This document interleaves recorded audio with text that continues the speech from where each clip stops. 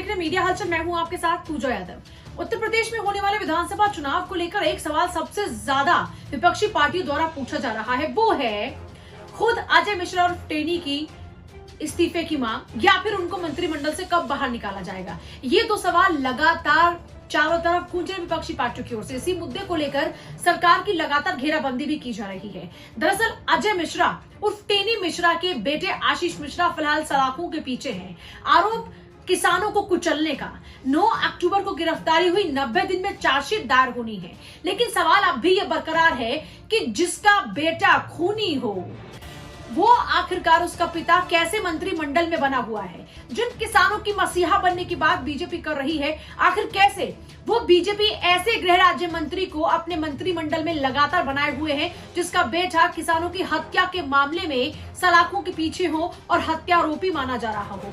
हालांकि एसआईटी की जांच रिपोर्ट में भी यह बात स्पष्ट होती हुई नजर आ रही है और ये एसआईटी का दावा भी है कि उस दौरान में जो हुआ, जो किसानों की जान गई, जो किसानों को गाड़ी से कुचला गया था आशीष मिश्रा के द्वारा, वो कोई हादसा नहीं था। वो सब कुछ प्री प्लान था, यानी कि पूरी की पूरी साजिश का हिस्सा था। यानी अचानक से वहां कुछ नहीं हुआ। ऐसे में और ज्यादा प्रेशर दोनों ही बाप और बेटे पर बना हुआ था। हालांकि आशीष मिश्रा की गिरफ्तारी में भी काफी वक्त लगा। वो भी लगातार इधर से उधर घुमाता रहा और पुलिस उसके पीछे भागती रही, यही दिखाया गया। लेकिन आखिरकार प्रेशर में आकर आशीष मिश्रा की गिरफ्तारी पुलिस महकमे को भी करनी पड़ी।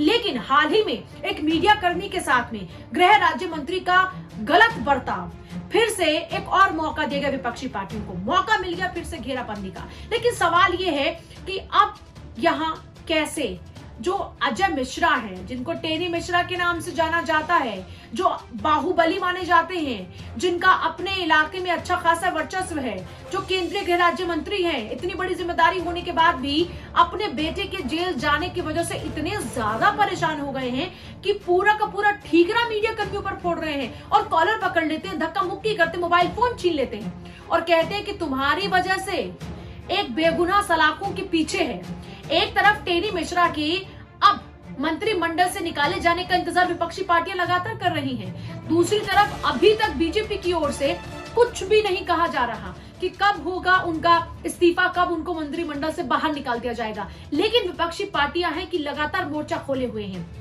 हालत ये है टेनी मिश्रा की कि दिल्ली में लुका छुपी का खेल खेल रहे हैं। इतना ज्यादा मुंह छिपाना पड़ रहा है कि मीडिया कर्मियों के सामने आने से भी बच रहे हैं। यहाँ तक कि सदन में हंगामा उनके कारण हो सकता है, इसलिए वहां भी मुंह छुपाई चल रही है। अब हालत कितनी पतली हो गई है, आप इसी बात से अंदाजा लगा सकते हैं।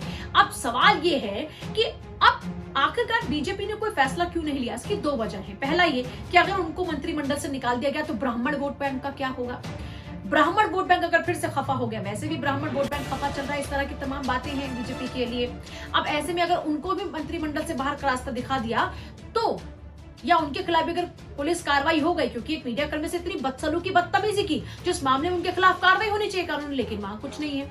अब ऐसे मामले में एक तो ब्राह्मण वोट बैंक खिसक जाएगा, नाराज हो जाएगा और ये लपकने की कोशिश विपक्षी पार्टियां करेंगी। एक तो पहला विषय ये है। दूसरा ये कि अगर टेनी मिश्रा के खिलाफ कार्रवाई हुई तो संदेश ये चला जाएगा कि बीजेपी ने भी ये मान लिया कि उनकी गलती थी।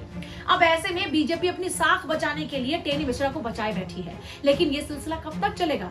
अगर दोषी करार उनका बेटा हो गया, अगर जांच रिपोर्ट में ये साफ हो गया पूर्ण रूप से कि वो हत्यारोपी है, तो ऐसे में तो टेनी मिश्रा को गेट आउट मंत्रिमंडल से करना ही पड़ेगा और पुलिस कार्रवाई का सामना भी करना पड़ेगा।